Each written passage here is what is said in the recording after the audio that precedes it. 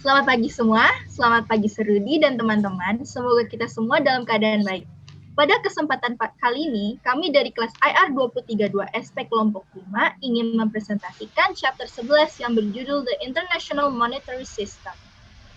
Pertama-tama, saya ingin memperkenalkan anggota kelompok saya. Saya sendiri Ananda Fahira, lalu teman saya ada Bintang Gumilang, selanjutnya ada Faiz Lazwardi Zain, selanjutnya ada Laurentia Karitas Prabasari, dan yang terakhir ada Muhammad Owen Dafa. Oke, selanjutnya akan dipresentasikan oleh Owen. Waktu dan tempat dipersilahkan. Oke. Historical development of the modern global monetary system. Ya, sistem moneter internasional ini diawali pada tahun 1870-an ketika hegemoni Inggris yang berlangsung santer terhadap perekonomian global. Inggris pada abad tersebut mendominasi bidang manufaktur atau industri dan menjadi produsen utama dari sekitar setengah cadangan besi dan batu bara skala global. Padahal, dari jumlah produksi tersebut, Inggris sendiri hanya mengkonsumsi kurang dari setengah yang diproduksinya. Sementara itu, Inggris juga memiliki kemampuan ekonomi yang kuat. Hal ini dilihat dari jumlah stok emas global yang dimilikinya semasa periode 1870 sampai dengan 1913 yang merupakan terbesar di dunia. Inggris juga mampu membiayai sekitar 60% kredit jangka pendek dari seluruh transaksi perdagangan global. Kekuatan finansial Inggris ini kemudian membuat Inggris berinisiasi untuk membentuk sistem keuangan bersandar emas. Sistem keuangan dengan standar emas ini dimulai dilakukan sejak 1875. Negara ekonomi utama pun menentukan nilai mata uang dengan standar ons emas. Adapun nilai tukar atau exchange rate dari kedua mata uang tersebut didasarkan pada perbedaan nilai ons emas antara dua mata uang. Inilah yang menjadi alat standarisasi pertama mata uang dalam sedunia. Sejarah perkembangan sistem moneter nasional secara umum dapat dikelompokkan dalam 3 masa, yakni masa pra perang dunia, masa perang dunia, dan masa pasca perang dunia. Penggunaan standar emas dalam sistem keuangan dan penanganan internasional berlangsung cukup panjang, termasuk ketika berlangsung Perang Dunia. Namun, Perang Dunia membuat sistem moneter internasional ini terpengaruh dan mengalami kekacauan hingga akhirnya ditinggalkan. Ditambah lagi ada berbagai masalah lain terkait supply and demand emas serta penentuan standar emas yang ditentukan oleh masing-masing negara. Pada Juli 1944 di Bretton Woods, Hampshire, Amerika Serikat, diadakan konferensi yang melibatkan lebih dari 700 perwakilan 45 negara terkait sistem Bretton Woods ini. Dan itu adalah awal dari sistem moneter keuangan internasional. Nah, lanjut, next. Selanjutnya adalah explain the role played by the World Bank and the IMF in the International Monetary System.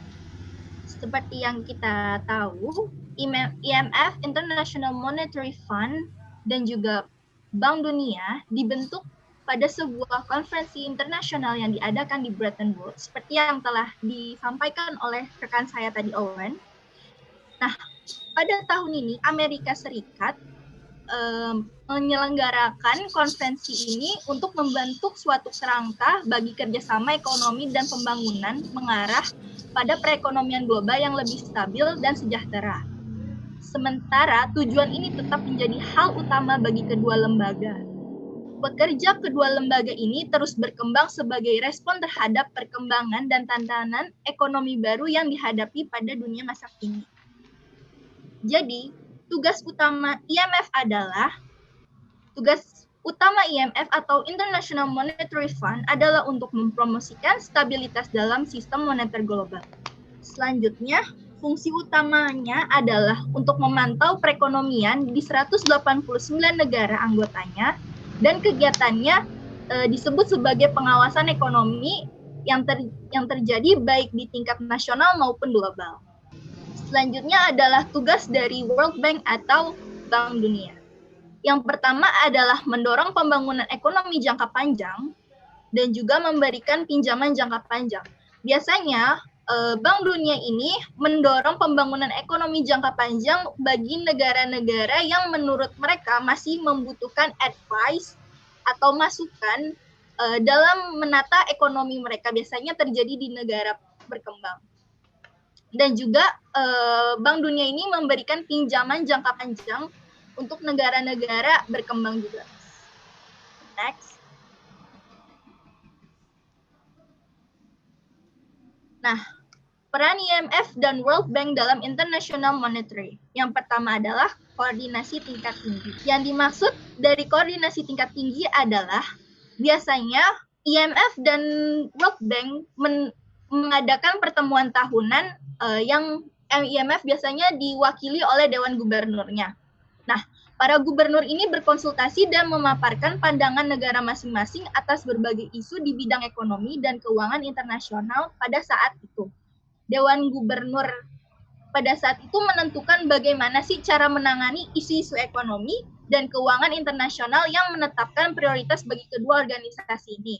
Dan juga pada koordinasi tingkat tinggi ini, mereka memberikan saran kepada dua lembaga mengenai isu-isu pembangunan yang sifatnya kritis, baik mengenai sumber daya keuangan yang dibutuhkan untuk membangun ekonomi di negara-negara rendah yang biasanya terjadi di negara-negara berkembang.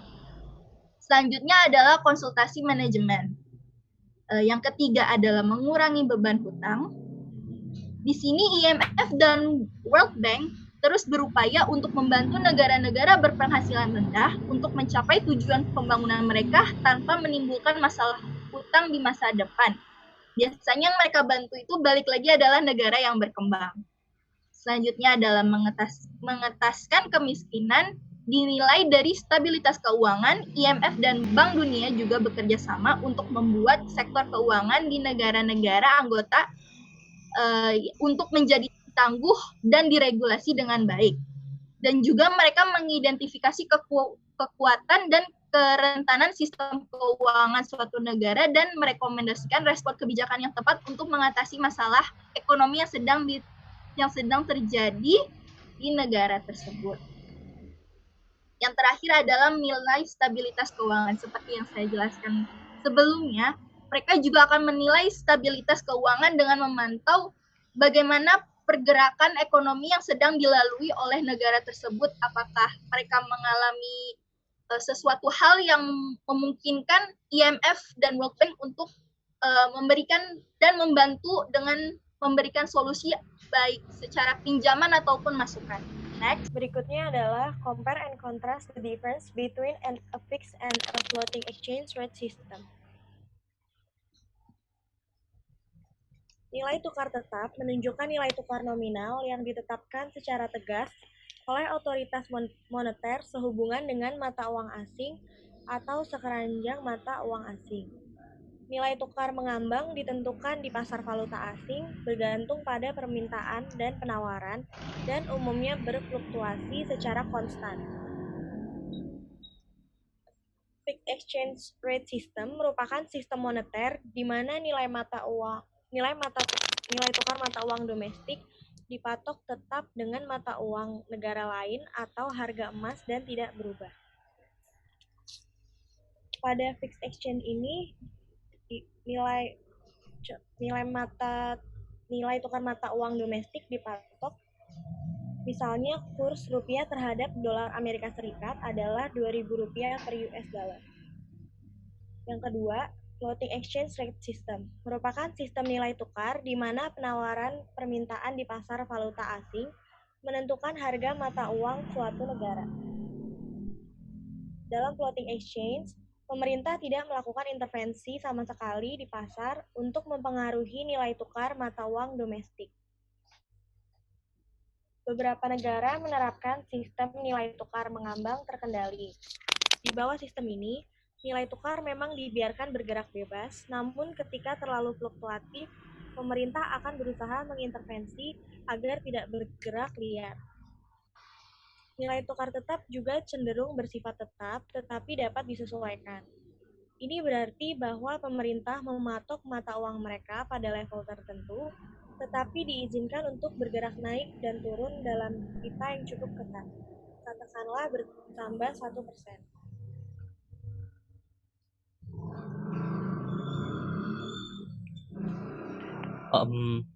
Oke, selanjutnya akan membahas identify exchange rate regimes used in the world today, and why countries adopt different exchange rate regimes.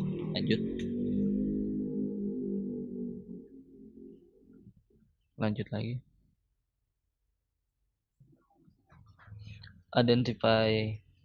Identifikasi rezim nilai tukar yang digunakan di dunia saat ini. Nilai tukar internasional saat ini ditentukan oleh nilai tukar mengambang. Nilai tukar mengambang terkelola berarti bahwa setiap nilai mata uang yang dipengaruhi oleh tindakan ekonomi pemerintah atau bank sentralnya, nilai tukar mengambang tidak selalu digunakan. Standar emas mengendalikan nilai tukar internasional hingga tahun 1910-an. Sistem lain yang sangat mirip yang disebut standar pertukaran emas menjadi terkenal pada tahun 1930-an. Sistem ini memungkinkan negara untuk mendukung mata uang mereka bukan dalam emas tapi dengan mata uang lain dengan standar emas seperti dolar Amerika Serikat dan pound Inggris. Dana Moneter Internasional (IMF) bertanggung jawab untuk menstabilkan nilai tukar mata uang sampai tahun 1970-an ketika Amerika Serikat mengakhiri penggunaan nilai tukar tetap. Jumlah sumber daya emas yang semakin menipis memaksa Amerika Serikat untuk melepaskan standar yang dikontrol emas dan sistem moneter internasional mulai didasarkan pada dolar dan mata uang kertas lainnya. Pemerintah dapat menstabilkan nilai tukar mereka dengan mengimpor sejumlah kecil barang dan mengekspor dalam jumlah yang lebih besar. Demikian, mereka dapat menurunkan mata uang lain untuk meningkatkan status mereka dengan menjualnya ke negara lain. Pertukaran standar emas dan IMF menambahkan stabilitas ke pasar dunia, tapi itu tidak datang tanpa masalahnya sendiri. Menautkan mata uang ke materi terbatas akan membuat pasar menjadi nggak fleksibel dan berpotensi mengarah pada kemampuan satu negara untuk secara ekonomi mengisolasi dirinya dengan perdagangan. Dengan nilai tukar mengambang terkelola, negara didorong untuk berdagang. Selanjutnya itu why countries adopt different exchange rate. Karena beberapa negara memiliki tujuan yang berbeda, seperti negara yang lebih memilih rezim nilai tukar tetap untuk tujuan ekspor dan perdagangan. Dengan mengendalikan mata uang domestiknya, suatu negara dapat dan akan lebih sering menjaga nilai tukarnya tetap rendah. Ini membantu untuk mendukung daya saing barangnya karena dijual ke luar negeri. Misalnya, anggaplah nilai tukar euro atau dong Vietnam (VND), mengingat bahwa euro jauh lebih kuat daripada mata uang Vietnam. Sebuah kaos dapat berharga 5 kali lebih mahal untuk diproduksi oleh perusahaan di negara Uni Eropa dibandingkan dengan Vietnam. Negara lain mengadopsi sistem nilai tukar mengambang. Biasanya nilai tukar mengambang diadopsi ketika sistem tetap itu runtuh. Pada saat runtuh, tidak ada yang benar-benar tahu seperti apa nilai tukar equilibrium pasar dan masuk dan masuk akal untuk membiarkan kekuatan pasar, yaitu penawaran dan permintaan, menentukan tingkat equilibrium.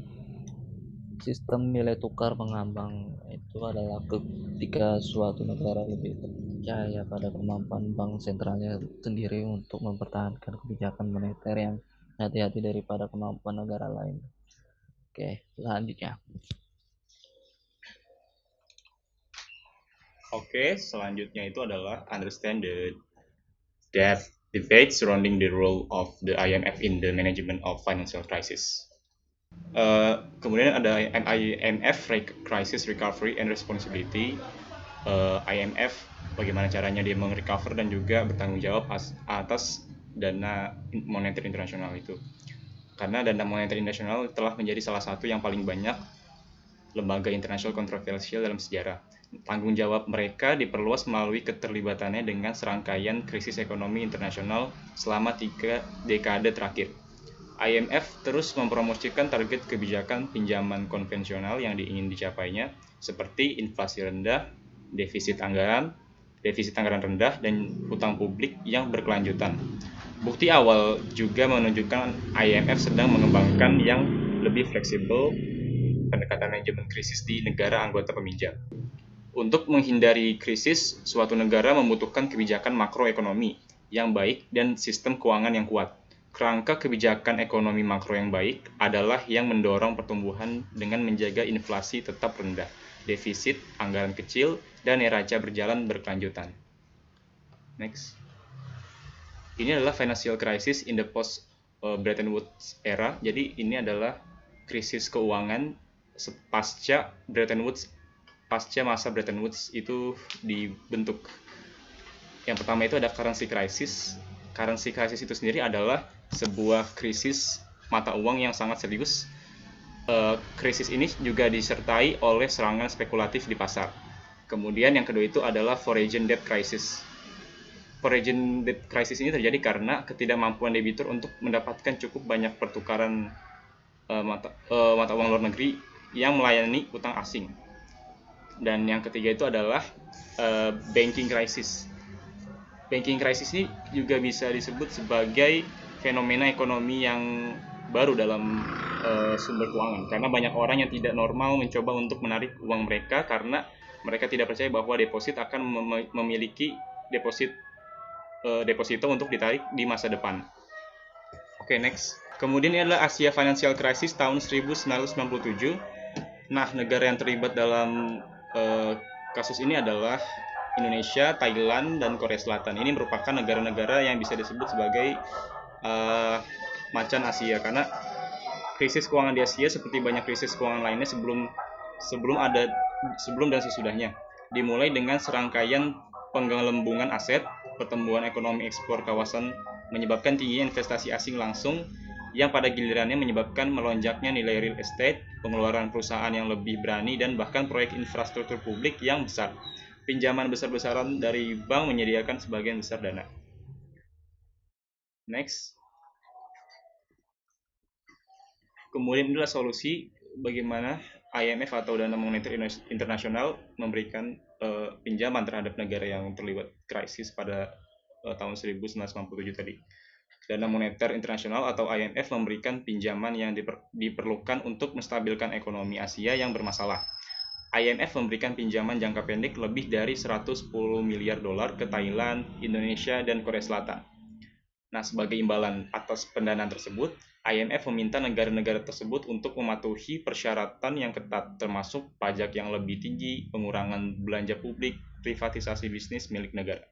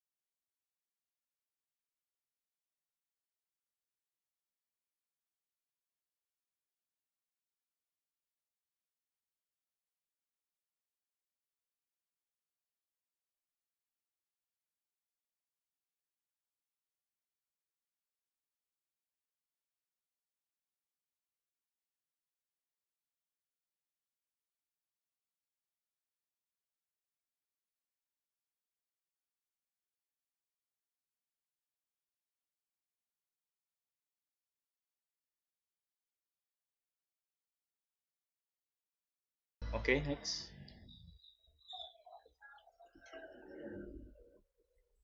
Demikian presentasi dari kelompok kami. Terima kasih.